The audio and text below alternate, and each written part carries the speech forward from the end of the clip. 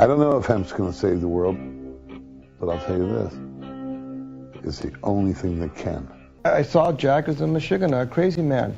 And particularly when it came to this whole idea that hemp was going to somehow revolutionize the world and revolutionize the marijuana reform movement.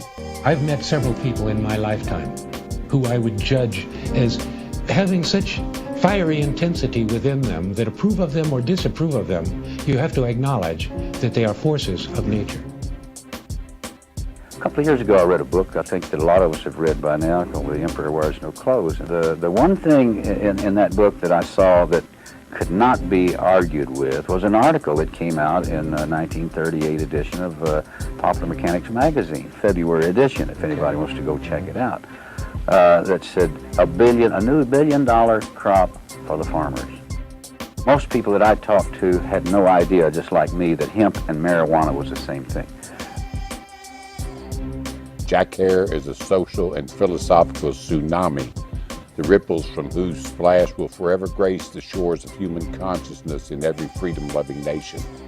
Jack recognized that cannabis is indeed a gateway to existentialism, which enlightens our existence and is the basis of our freedom of choice.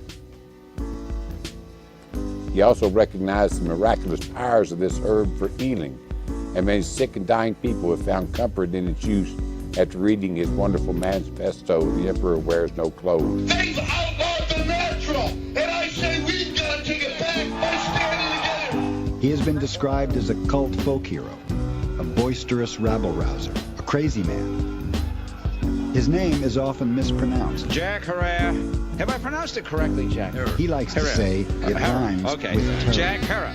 Jack Herer. Jack Herer. Jack Herer. Mr. Jack Herer. We're gonna put on Jack Herer. Hemp. My name is Jack Herer. I'm co-founder of Help End Marijuana Prohibition. In 1973, Captain Ed Adair, who owned a countercultural store, Grateful Dead-like store in the San Fernando Valley, became my mentor. And we learned that from kids that would hang around there that marijuana was also known as a plant called hemp. And I thought, well, that was interesting. One night, Captain Ed and I stumbled upon an idea. Hemp was the #1 source of paper, fiber, fuel, food on Earth. Forget smoking it. That historically, all the paper, I never knew paper had been made from marijuana, been made from a plant called hemp. I never knew that virtually all clothing, all bed sheets, all homespun, that famous American homespun was all marijuana. 85, 90% wasn't wool, wasn't cotton, wasn't jute or sisal or flax. It was hemp, marijuana.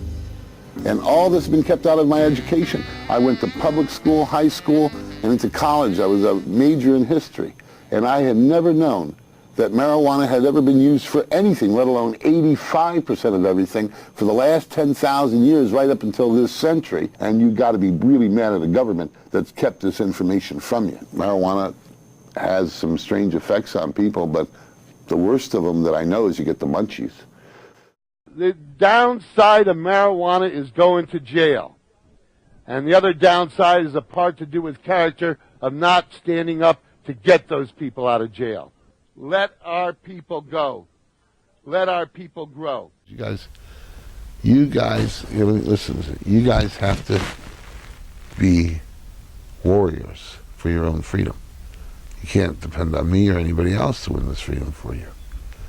This freedom comes from our willingness to put our act on the line and teach people all the comprehensive information that we've learned about hemp as fun, as paper, as fiber, as fuel.